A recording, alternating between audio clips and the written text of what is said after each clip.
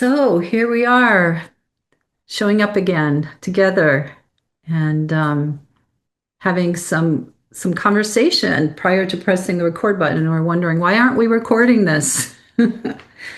And so just trying to hone in on a topic that we're congruent with, and something that's really alive for me and is and for us all is our grief and heartbreak about what's taking place here with our world, in our world, and how challenging it can be to be with it all. And I'm curious how each one of us is with how are you? How are you with it? How do you be with it? And we'll go from there because there's a lot to open up about it, the disharmony that's taking place. And I'll just start just real briefly. For me, I mean, I started off right away just speaking about the grief and heartbreak because that's what I've come to. So underneath like the outrage and dread, for me, deeper than that is this kind of like heartbreak. And I've noticed that my nervous system is more fragile these days. That I have to take almost like extra good care of myself and give myself lots of time for my morning ritual, doing my yoga and the ways that I connect within myself, put my feet on the earth, with Nala, my doggy outside. It's not, I can't miss one of these kind of self sessions because really what I'm sensing is the collective malaise, the collective pain body of the whole. And so I'm curious, and we'll go, we'll circle around to everything, but and of course, each one of us works with people and groups and so it's in the zeitgeist in a huge way. It's a loud, in my opinion. It's noisy. The dissonance, the pain of what's out of harmony creates a dissonance to me that's vibrational, and I feel it because I'm a sensing kind of empathic type. I feel it so much in my nervous system. So I'll just start with that. Yeah.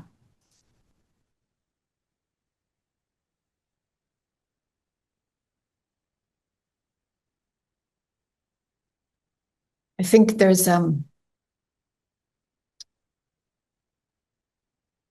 something that must be honored here. I think it's our refusal to go numb. It's easier to go numb on one level, to not let yourself feel the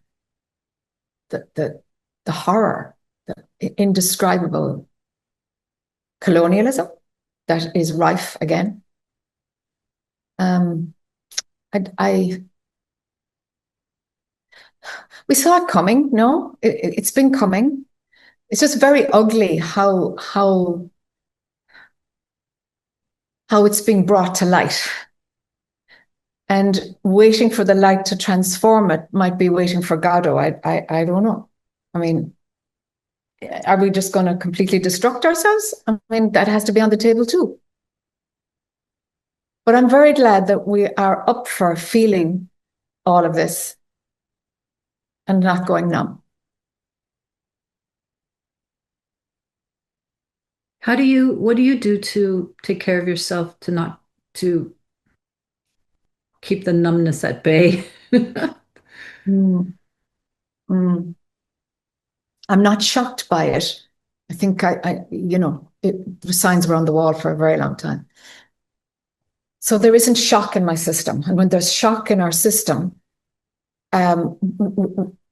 we're frozen for a while. So we don't have the capacity to care for ourselves in the same way. So for me, I do try to watch news headlines every day. I do, in a mainstream news.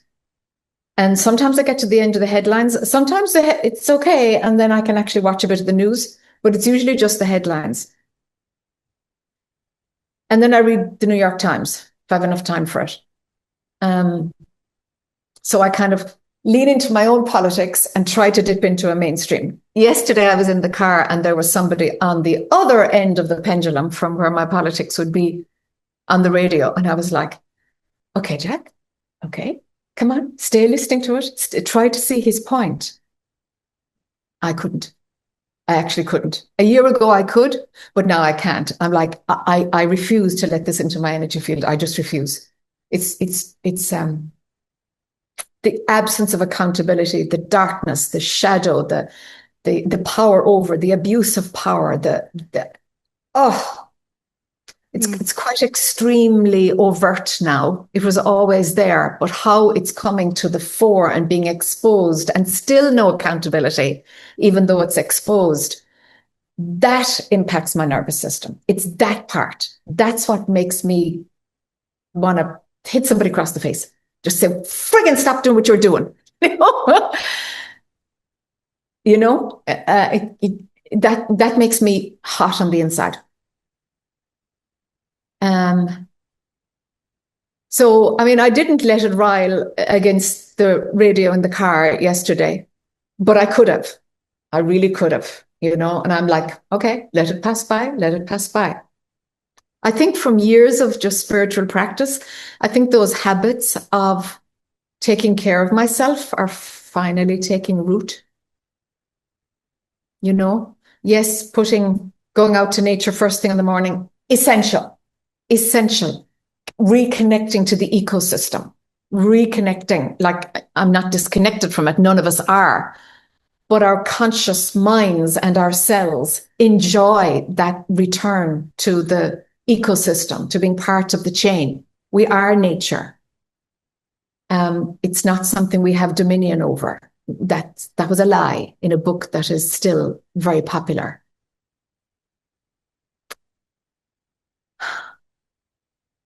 And it brings me to a place of like, maybe there's too much to change. And I'm actually okay with that.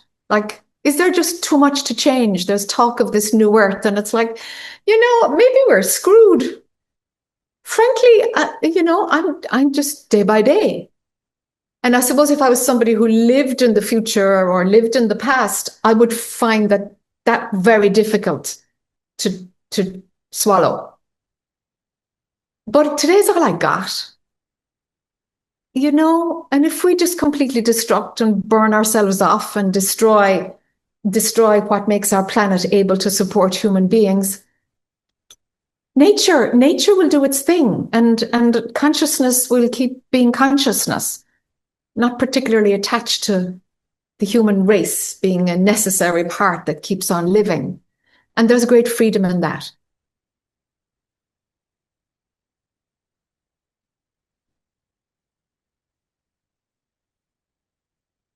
I really don't mind if we make it or not. I'll keep supporting trying to make it, but not in a steadfast belief that I'm trying to avoid the opposite. The failure of this effort to bring light and love and compassion and accountability and all of that into our world, my little effort, I'm not attached to it working. Might not.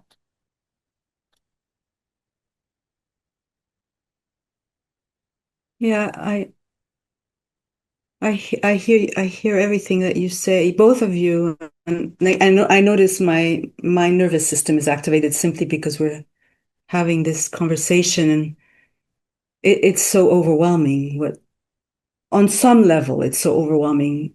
From a certain point of view, the level of darkness and the rise of totalitarianism and the acceleration and the genocides. I mean, the whole, and the climate, the whole thing.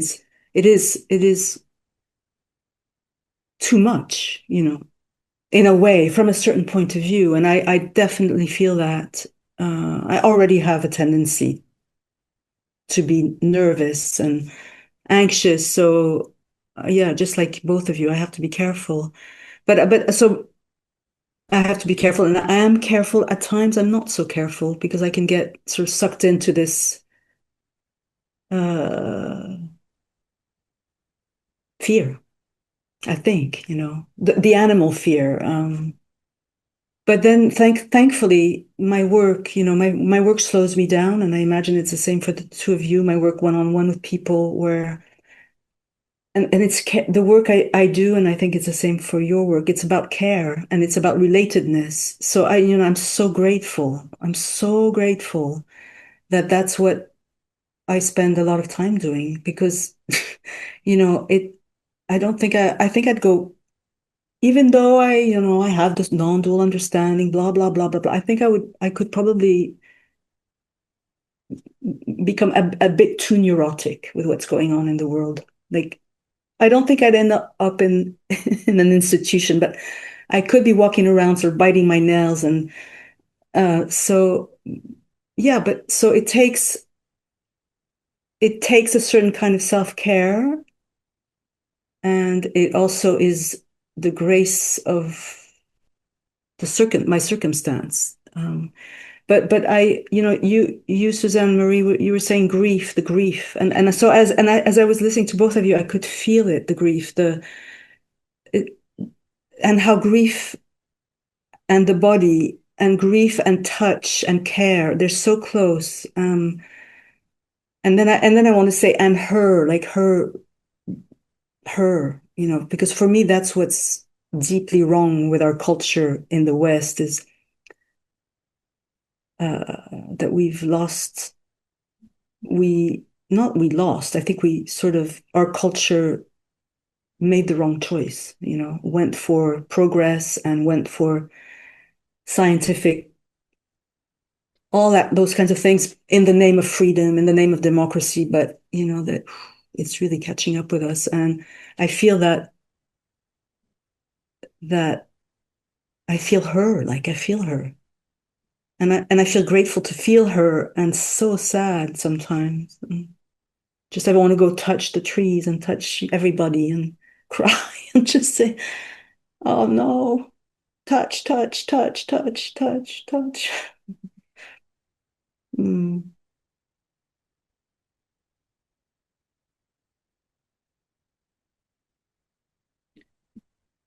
Sometimes it does feel like it takes me a bit on the brink of losing it, like what you just said, Ellen, because it's so discombobulated and so disharmonious. And the signature, I'm such a energy type, and I just feel it, and it's just so frantic in a way, that survival energy that is, because in the end we're animals, we're an animal as well, and we're frantic as a collective, like bees that have lost their way or something, Mm. just sort of frantic. And so to not feel it, to me, because I'm choosing to not be apathetic in like every day, to not be in apathy, to which means to actually be willing to sense the suffering, to be open to it and present to the suffering and to the disharmony, that it's almost like a jolt or a vibration of just misalignment that I am attuned to and try not to be taken over by. Mm. And all those um, practices that you were like Jack, what you were saying, really come to are really my fruits right now. So I really feel for the collective, for those who don't have something they can lean on, you know, and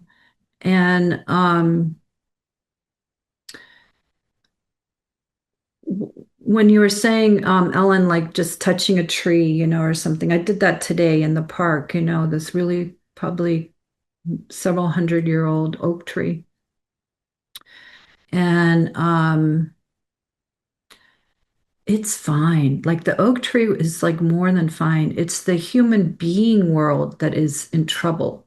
Of course, we're taking down a lot of nature. We're taking it down with us, with our ignorance, with our how division is playing itself out. Our division is playing itself out is that we don't see and know ourselves as being interconnected any longer, as you were saying, Ellen, and we lost our way. And it's progress and it's also individualism, that is just the me that just has to be. And the me then comes with a separate self sense. And along with that comes greed. And I need to be better than and have more at the expense of you and you, at the expense of Mother Earth, and forgetting that this is our larger body. I mean, that is really being lost. We've lost our way, as you said. And but coming back just briefly to the human being world is what is the Maya. When people say Maya to me, it's our projection onto reality that has created, that's Maya. And our Maya is lost. When I tune myself to Mother Earth and to what's whole and not lost, I remember, like my nervous system remembers. Mm. I'm not forgetting. I don't feel personally lost in Maya, but my body doesn't know the difference. My body's nervous system doesn't know the difference because I'm part of a whole, and the whole is singing a song right now that is quite dissonant. But my body remembers when I'm attuning myself to that which is always naturally whole. Mm. So those two sometimes they bump up against each other. What this part that knows what it is, the being part, but the body part is going, whoa, something's not right here. Yeah.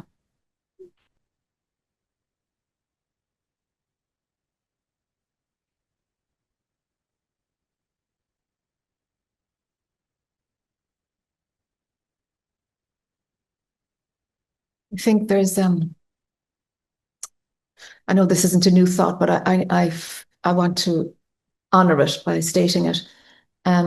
There's a direct correlation with how women are treated and how the planet is treated. So it's interesting, that you use the word her to talk about nature. It's like, yeah. And I hear women talking about this idea, and I have not heard a male voice speak about that yet, in my orbit anyway. That it's something dominion over. I mean, women were property until quite recently. You could own people because of their race until recently in the US. Like this ownership and dominion over. And the slave owners owned their slaves, but the women slaves, they owned their bodies. The bodies of the slave women gave birth to more slaves. So it's this really intense history that we're carrying, isn't it? Yes. Where the body of the woman becomes the earth that is plundered. It's not just, That's right.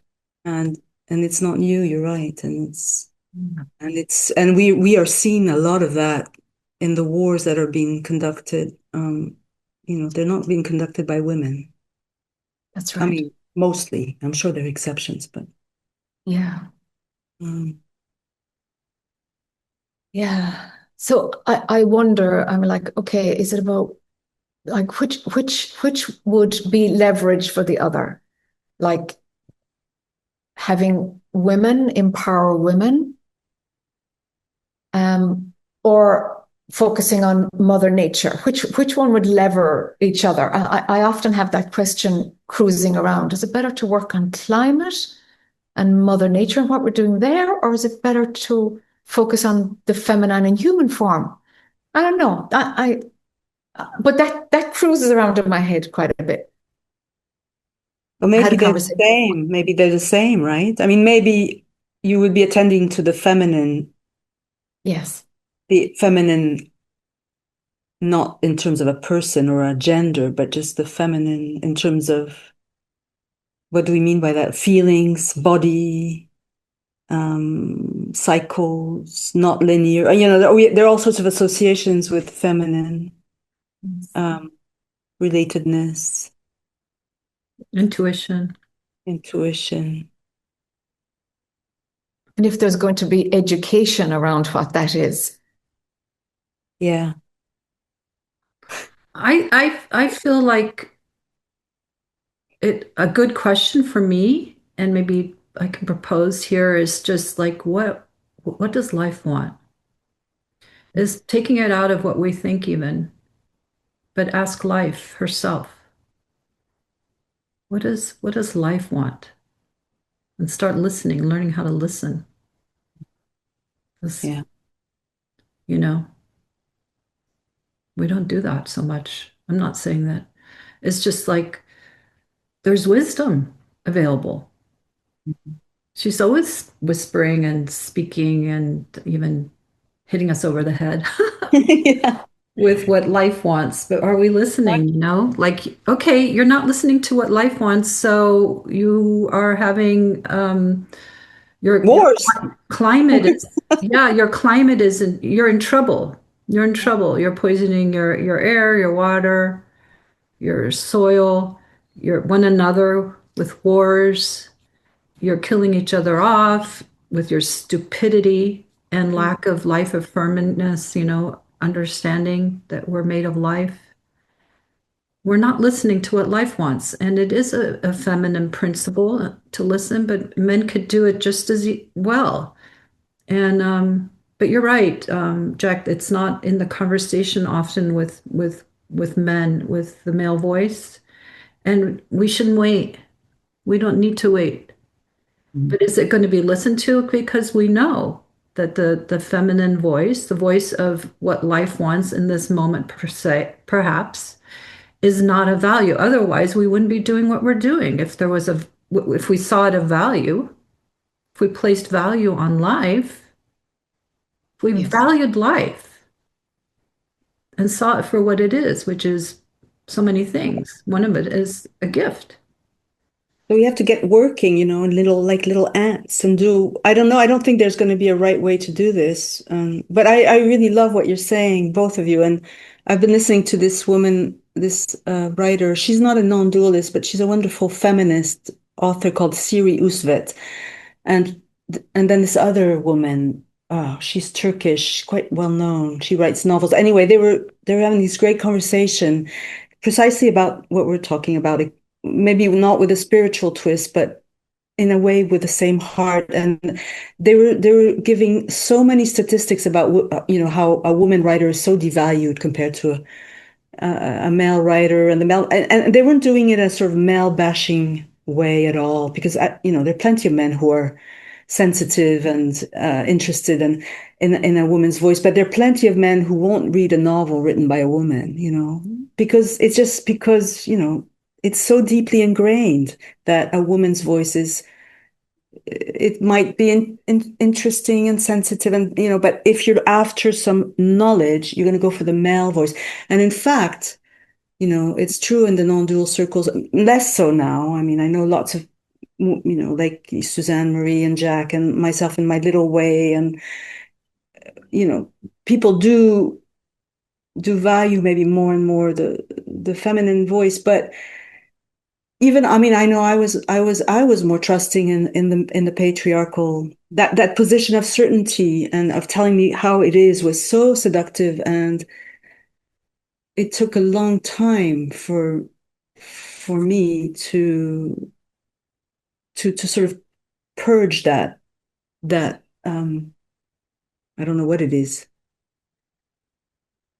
It's like Patriarchal. yeah, it's patriarchy, but that sort of uh conditioning that where I would, if two teachers were in town and one was a woman and the other was a male, no, I was going to go with the guy, because I don't know. I mean, so It's Jesus. entrenched that seeing male as the authority. I'll just Yeah. say that bit. And it's something to do with in the way that the teaching was dispensed as certainty, absolute, and again, not to trash it, but never was it about listening, like you said now, just to listen to life. It was a bit with the Kashmir yoga approach where you really you listen to the body. So that was lovely. And I mean, not lovely, that's such a debasing word. It was great and powerful.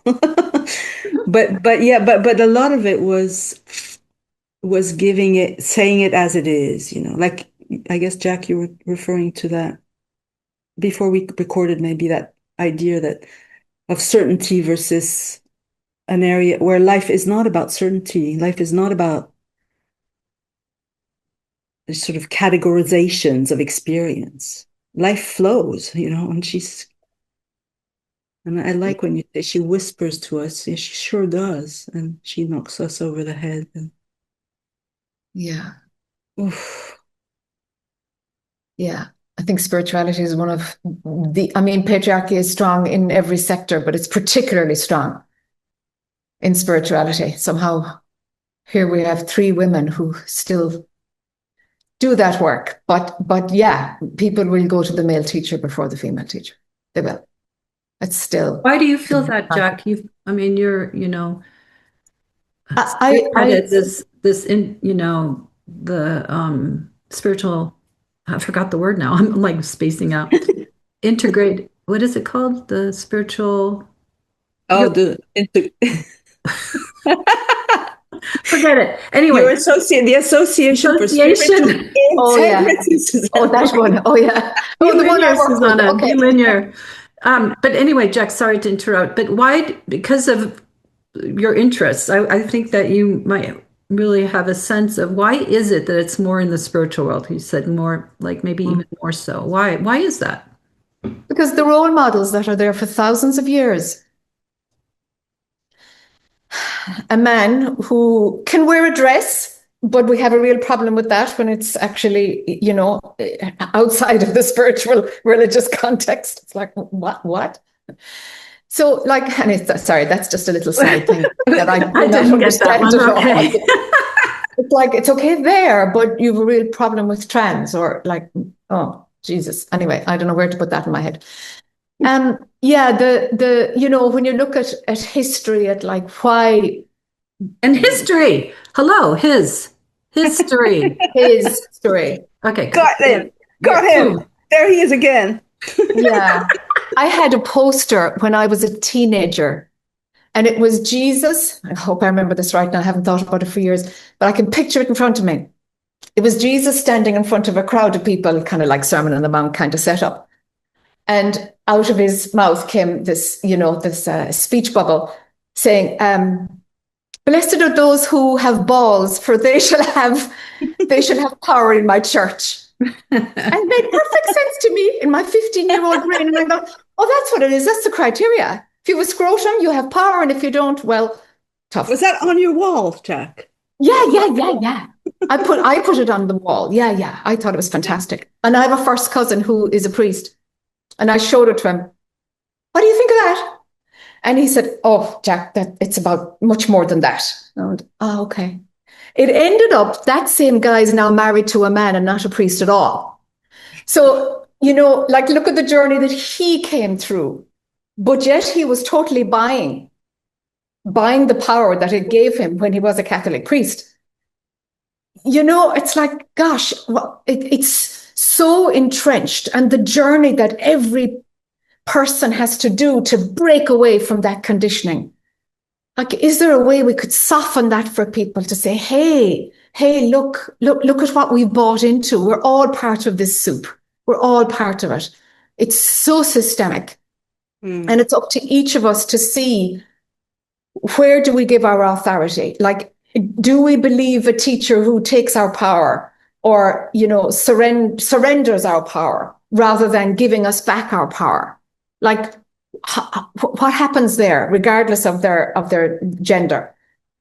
Like, do we follow female teachers? Do we do we prefer to like negate the body, negate emotions, negate all of that to be transcended? The ego is bad. The human part is bad. Let's get rid of that because you're divine. Let's get rid of the human part. That is hugely problematic. And that is still heavily reinforced in spirituality and religions today, many religions. It's like, that is toxic. Like, I want accountability for that message in spirituality. That's what I want accountability for. Right on. Right on. And sometimes it's not as because the way you're describing it, which always makes me want to sort of laugh because you're such a not laugh, it's not funny, but you are like so out, and I love it. Like just the way you described it just then, it's like yeah, but it isn't as obvious as that. Sometimes it's veiled, Sometimes that's the trick or that's the tricky bit is that sometimes a spiritual teaching can look kosher on paper. But the body will be mentioned, and we will be welcoming the body, and we will be uh, welcoming feelings and all that, but actually not. If you sort of so yeah, it's yeah. It's like a token, like Yeah. just token mention about how, oh, everything's the divine, you know. Yeah. Oh, okay, we can, everything is in the divine category. And I'm just gonna, as a, you know, spiritual teacher or practitioner or whomever, just really where I want to be is the transcendent. Really, where I want to be is negating all of this form stuff because that's messy and it's time bound and we die and we don't want to die. So let's stay in the I heard yeah, transcendent, you know. but I heard this teacher, and I won't, I don't want to name, but recently saying something about how the world out there. So it was something about differentiating illusion and Maya. Oh, I can't remember now. I don't know if I'm going to be able to say, but it was tricky because they they were saying something like our senses, what we perceive of the world is untrue. So so it's not that the world isn't real, that there isn't a world out there, but how we perceive it is untrue. And then, of course, the next thing was that the correct way to perceive the world is in line with the understanding that we're not separate. And then, and that leads to peace, love, and all that kind of thing. So, of course, you can't really argue with that because from a non-dual perspective, you can't argue with that. It's actually true. And yet it is fucking, oh, it's just not, doesn't work that way. It's no, No. because we do perceive the world. Right. Life is full of contradiction and conflict and shades, and there would be no creation if there wasn't. So anyway, but I think my point is that it's tricky because some of these teachings are actually sort of true in essence, and yet they're being used almost unconsciously, perhaps, to perpetuate a spiritual bypass, but also maybe darker things, not consciously necessarily, but they perpetuate the Well, pushing down of the body, the pushing down of the listening, the pushing down of the feminine, possibly the pushing down of the other, the other in us, the other out there, because there is no other, because we're all, all of that is really, but it fits their formula. yeah, And their Mhm. formula is that they want to be not all the way here Mhm. exactly. and not Mhm. be embodied here. And Yes. who said that it doesn't include? Who the heck has the authority that has said that the human being experience is not included? Because Yeah. it sure is included here. And I know it is with you too.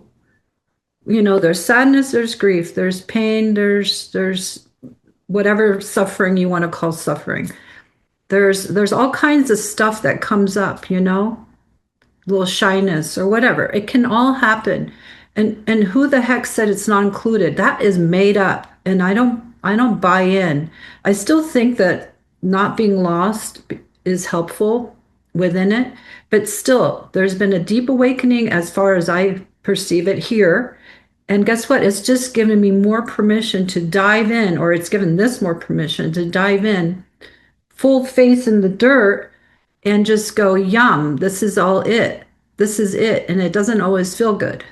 And to not hold back. And so I cannot any longer say that it's not all included. This is the human dimension experience that is that itself, God itself, creator, having the human dimension experience. And it's human beings that have made up the story that it's not included because it doesn't fit their paradigm, because they don't want to have it be included, because they don't want to feel. They don't want Exactly. to go down into the muck of what they contain. That's it. There's too much to lose, like if Too you much to lose. Yeah. In a value system that is prescribed by the patriarchy, exactly. the competitive hierarchy beyond human, and that's the lie. That's the big lie. And everything is suffering because of it. Mother Earth herself, we don't listen. We're not in harmony with her. We're out of harmony. We're in big shit, and it might actually happen, Jack, that we don't survive it. But we'll take a bunch of innocent creatures down along with it because of us. So, those paradigms that we're talking about that are more and within the spiritual, it plays itself across all the everywhere in the political system, everywhere. It's this hierarchy of what the authority of what the domination kind of paradigm, and it's completely lost our way. We've completely lost our way. Yeah. You'll find something to justify every one of these attitudes and beliefs that are, that have landed us in this destructive pattern that is all around us. You will find a way to justify everything in the non-dual material. Say more. It's rife with sentences that are finely tuned for bypassing. It's like our version of it, what we have done when we brought that non-dual Not stuff just non-dual though, right, Jack? It's every spiritual tradition on the planet. It is. It's in religions, it is, but the non-dual is particularly toxic.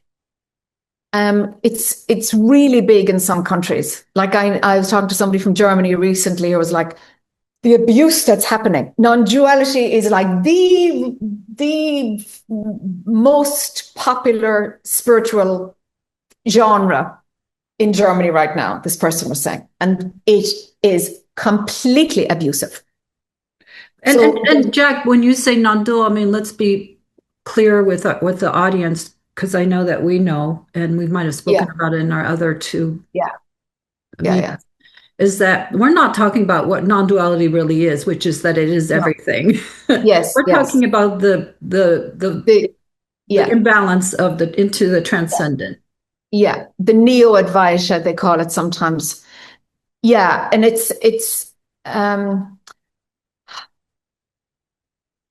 has, bringing it from the culture of where it came from, from Hinduism, the Advaita Vedanta wing, and it's in Buddhism, of course, and beautifully within a greater context. But this little strand was taken out, which fits into the dysfunctional part of our Western world. And it's become abusive. And I think that's something that let's leave the cat out of the bag here. When you say abusive, because I guess we have to be careful with these words because they're loaded. Yeah. Yeah. What are you saying? Don't get me wrong. I think because abusive for me is a whole spectrum. It doesn't just mean sort of. Yeah. But maybe it'd be good to say what you mean by abusive. Yeah. Yeah. I see many examples because of the Association for Spiritual Integrity. I suppose I'm steeped in one extreme of the amount of harm. So I do have that bias. The amount of harm that I see that has happened because of a misunderstanding of these ancient teachings that are contextualized within the patriarchal framework of power over and competitiveness and the absence of vulnerability and the absence of bringing the humanness authentically into the teachings, into the work. In avoidance of that part, harm happens. Yeah. And it's a thread. I mean, it's in the non-dual world, and we can come back to that in a sec. I just wanted to, just because it's alive for me, that thread of dismissing the feminine and is in every single religion. Buddhism. I mean, look at, from what I heard, very advanced women practitioners still have to sit behind, and I don't know, maybe that's changing now, a novice monk, male. Really? It's still very patriarchal. And we know in Christianity, I mean, of course we know that it's patriarchal.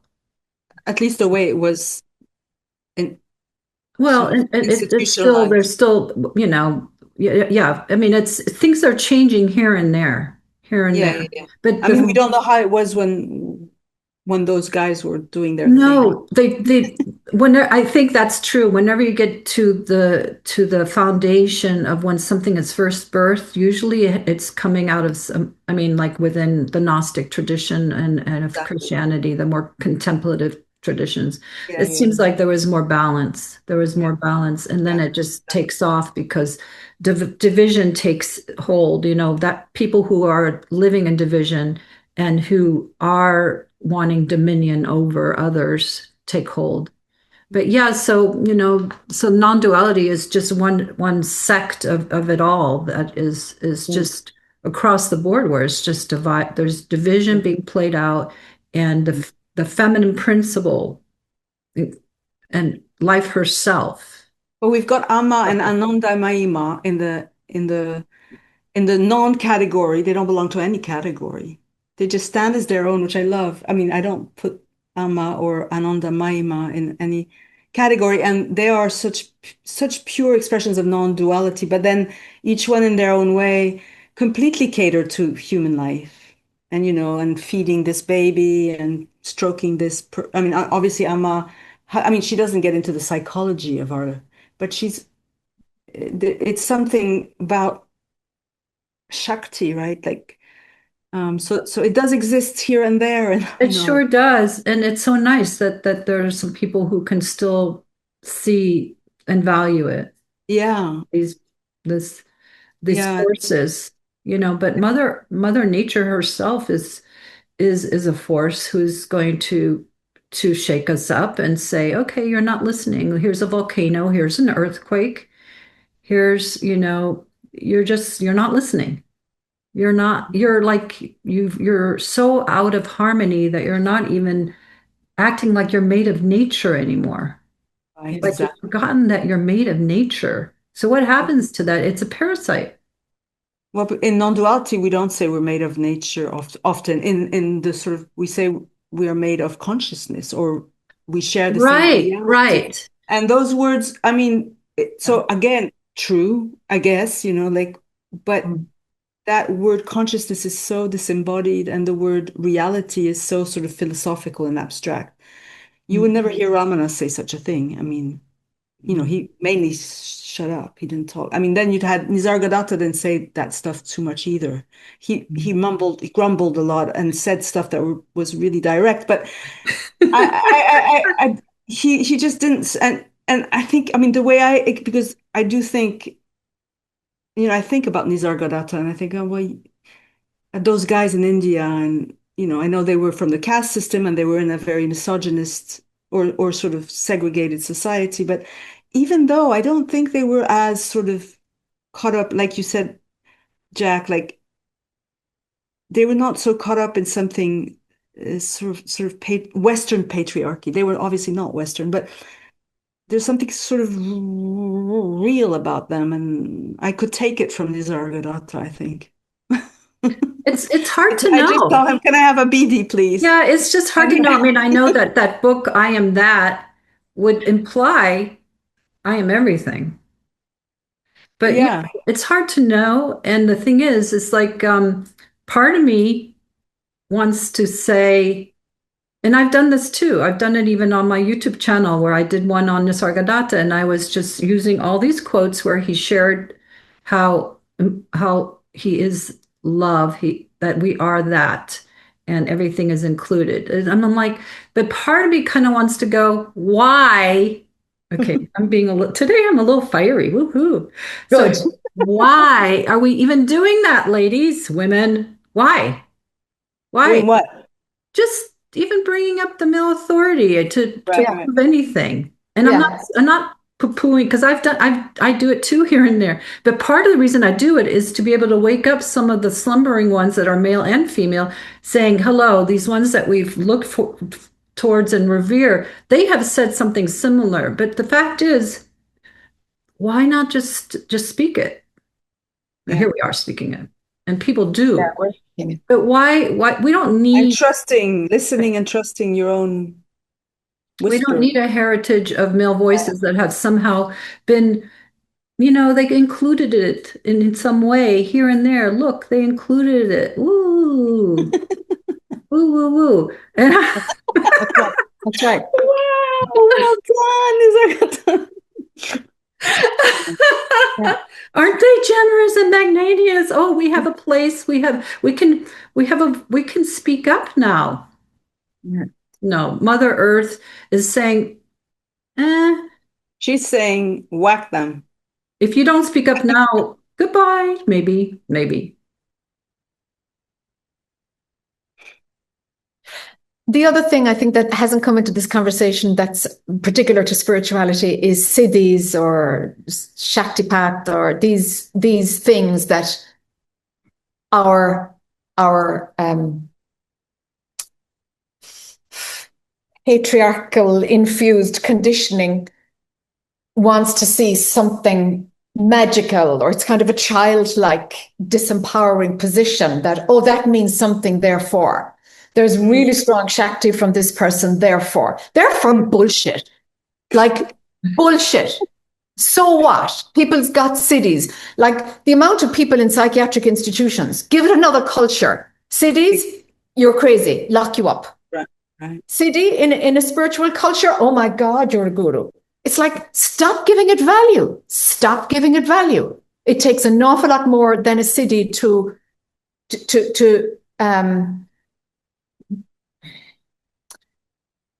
Exactly. work through, to work through having anything of value to share. Mm. You Like a can Siddhi. have a city and be so lost in needing to have power and control. I mean, it Yeah, happens all the time. yeah, City here, yeah, um, you know, yeah, um, lying, cheating, and raping yeah. here. Yes, happens a lot. Yeah. Oh, goody. Yeah. And the resistance to people, like I'm even thinking of organizing groups who support a teacher because even though they are raping students Mm. because they have Shakti, it's like, Mm. no, no, no. And the teacher saying, it was the divine moving through me, it wasn't me. And a student saying, uh, yes, we had a sexual encounter. His penis is gold. Oh Uh, my God. my response is, did that hurt? Oh, Right. I mean, really? I mean, really? Did oh, you how cut it off sad. and sell it? What's Lots of that? money. Cut it off and sell it. Yes, get a great price today. Yes. Put I it on the mean, altar. people wanting to believe what they want to, they needing. What is it that we need something I mean, it could magical? be, see, these are sometimes it's clarity on this teacher's so clear, and then clarity becomes this sign of enlightenment. Yes, But And clarity is like from the neck up, and it's like, oh, very often. it's just all empty up there and clear. Yeah, but what's happening here and what's happening in the Yeah, gut and the body? exactly. Where's the clarity? yeah, yeah. Yeah. Yeah, I love that you brought that up. I mean, I've heard that so many times. Oh, there's such a transmission when he walked in the room, or even she, when she walked in the room, did you feel the transmission? And I'm looking and go and thinking to myself, you know what? It takes so much to be humble like an ant. Mm, It takes so much to not feel any need to project anything. mm, that's beautiful. Yeah. Yeah. Talk about I- power. Talk mm. about, you know, power because there's no need to be anything. And I want to ask, what does it take? Because when you say that, it touches me. You know, it takes so much to be humble as an ant. I just love that phrase. Did you make that up? Yeah. Wow, that is amazing. I'm Woo, just woo, kidding. woo. You can have my new guru. Something original. Here's the new Susanne teaching. Marie. Yes. But you say it takes so much, and I'm yeah. What does it take to be humble as an ant? Like if I ask myself, what did it take? And not that I would say I'm humble as an ant, but I'm not sure I'm that humble. There's still a non-humble Ellen, but I don't have a desire to sort of, become. There isn't a big egoic thrust. And what did it take? I think it took quite a lot of being knocked sideways by life and let it and listening to what you just sort of falling and then getting up, not getting up right back onto my little throne, but just sort of getting up and going to get some help. And and just it's not because I had the understanding, which in a way I did. I did have a recognition and maybe more than that, but still, boom, boom, boom. And That's that's what what it takes. That's what it is takes. that what it took for you Oh, too as well? oh, it takes not being humble. Mm, It takes being honest about it, yeah, I think. You're yeah. right. Boom, boom, boom. And then eventually going, oh, I like this view of being face to face with the blade of grass. And Mm, why do I need to get up? that's nice. That's really nice to Susanne Marie. Oh, thank you. I, I've it's eaten a lot of dirt, like I said earlier. I've eaten a lot of dirt. And then there can be fake humility, Oh, sure. where, Oh yeah, yeah, it's like I've you, studied you that. know, if if you go into greatness, or fame or something, and you abdicate the whole thing, and you really, maybe you get caught in it, but you see that you get caught in it, and let yourself fall off the pedestal. All right, now you've learned something of value. Now, Mm, you got Siddhis and you handed them back, mm, and you said yes to being completely ordinary. All right, but I'm just conscious of kind of maybe somebody listening to this and going, oh, okay, my confidence is really low. Yes, I'm humble. It's like, no, actually, like humility comes when you know that the taste of the poison of fame and fortune, and you say no to it. mm. That you have that within your grasp, and you say nope. Because so many get caught in that. It's very sticky, and so many get caught in it because, well, that's just commerce. That's how it works. I got this break, I got this. And it's like, yeah, you're white and you're male and you're easy on the eye. I mean, really, what did you work for? What did you work for? And you You have know? maybe a city. And I Yeah. mean, maybe us women, we need to actually work on not being so humble. And I don't mean that we should, I think being humble like an ant is beautiful, but actually as women, it's not really our problem. And I'm generalizing, but our problem isn't so much that we we risk not being humble. oh, I think it's all when you, yeah, I Well, think just it's because part, of I what think Jack was it's just part of saying, it. I think it's that it's part of it. But I did want to, I like that, but I did want to say something that what Jack was saying, just real quick, Mm, that so what I was led to understand for myself over time is that I was sort of, this is like 10 years ago or more, invited almost like by being to be sort of take on an archetype of something like the Divine Mother archetype was sort of visiting. Like, ooh, there's some Shakti here that you could represent mm, or mm, kind of enfold yourself as, and it has Shakti because I remember feeling it. It mm, has Shakti. It has that perfume. And there was also another one of healer. I dabbled as healer, mm. and there was some Shakti there. There's something there. It was also like an archetype, like not just the human persona that would have been freed, but it was almost like it went into a larger body of invitation. Well, you could grow into a persona of an archetype and play that out for a while if you want to. And I didn't. I didn't. You consciously decided not to. Yeah, I didn't buy. I didn't. I could feel it, and I could feel the Yeah. response of like the whole room feeling sort of high on the Shakti of Mm, mm. Ma energy. I never called myself a Ma. I saw some women teachers that I liked. They kind of went in that direction. And I could see, oh, they are going there. They're doing it, Mm. and I went woo. Susanna Ma. Susanna Ma. Susanna Ma. Actually, my middle name is Marie, so hey, it would work, right? Yeah. Um, You're all decked out already. You've been chosen. No, Susanna and the Marie. Mother healer Susanna. too. Like, but guess what? I wanted to be free.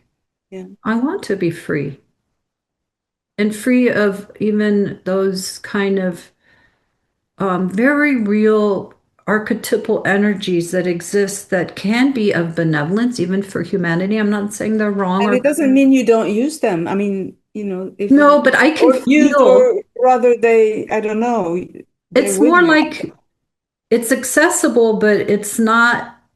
There's no alignment. There's I no, understand. it's just like, yeah, Identification. just be nobody, just be nothing, just be what wants to be here now.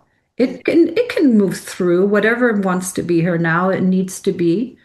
It's allowed, but there's no It's like, need. could we say that it's a matter of discrimination or discernment, like that? Because I sort of want to safeguard our sovereignty as women, um, who perhaps have been conditioned in a patriarchal culture, so wouldn't necessarily as easily as a man sit up and in a moment really sort of radiating a certain energy, but knowingly, and then the next moment it's something else. But um, Well, you know what part of it is that even though I might appear very tame and well behaved at times. no, you don't. Okay. You probably, I thought I was fooling everybody. No, but anyway, is that I was rebelling in a way too, because the patriarchal spiritual world was telling me and telling all of us that is one way that the feminine can be spiritual, can be a teacher here, is that right. it's representing the divine feminine and it's got that Ma transmission energy, and that is acceptable. I know. And I was like, nah, I'm not playing. Yeah, well done. Good for you. Ugh, I can't bear it. I'm not playing. I'm And not. I'm conscious that we're kind of saying, these things can be toxic. And I don't think there is an alternative. Like, that's the point. It's not like move away from this, move towards this. It's like it's all in here. It's in here. Your way has to be authentic to you. That's Exactly, it. exactly. There isn't a prescripted alternative. It's not about that. It's not about that. It's like what is authentic to you, your Yeah, discernment, you hanging on to your personal power. You being okay with being vulnerable. You facing up the anger or the grief or whatever is being riled because of the shit show of the world that the human race has created. Like, And sometimes maybe an archetype speaks to you or a teacher speaks to you, but still refer back to you, to what is yes. it for you? Where did you sit with it? And if your body says, I'm not sure about this, Mm. honor it. Do not shut it down. Even if somebody else says that's your ego, walk away from them. Walk away from them. Listen to your body. Your body will be more honest than anybody's brain. Yeah, because this that is the divine in action here that we all are, it is unique, unique here, unique, unique. So it doesn't need to live through only one type of an archetype per se. If it comes through, it comes through, but it has so many faces. Yeah. I mean, this idea that this divine feminine Shakti thing was the acceptable way for a woman to radiate her spirituality is really, I know that place, and it's infuriating, I must admit. It's like I think I need to do some work there still, because I know that place. I remember that place and being pointed out, this woman, she's an embodiment of the divine feminine. And then if I was to wonder why that was, it was because she was caring and loving and Motherly, motherly, right? Yes. not necessarily in this case. It was more like loving and caring, and probably the unspoken sexy was also there. She Right. anyway. Her breast was available for well, Anyway, everything, thank you. suckling, whatever. This is a lot of fun though, this conversation. Yeah. What is it? Who's with us then? Who's this giggling one? It's so good, so Yeah. lovely, Oh, it's irreverent. just good to feel free. Mm. Freedom. Freedom moving and being released here in the conscious, in the whatever, body, everywhere. Body of aging women. Yes. Yeah. Ooh la la. Ooh la la, less afraid to speak. It's something happens, they say, as we age. We get released, Mm, released to be more ourselves and I free. think so. Yeah. Well, I hope that those who resonate with the feminine don't wait to get older like we did. No. Right. But look, we didn't wait. I mean, I've been doing it. I mean, I've been Yeah, freeing myself all along. It's yeah, just we have. We continuing. have. It's just we're Yeah. getting together now and we're, able to say the emperor has no clothes. And we're That's saying really, it, we're taking risks here. We're saying it and it's yeah, being recorded and it's going to yeah, be, yeah, available. yeah, yeah. Well, thank you. This is so great. I love it. Great fun, Feels yeah. like we just last time we talked about a meal. This is another meal. Yeah. Mm, definitely. And at some point we kind of wind down and the timer goes off and says, okay, it's ready. It's yummy. Yes, this one's spicier than the last one, I think. Spicy. Hmm. Well, yeah. That was really wonderful. Thank Oh, you. so much fun. Fun, fun, fun.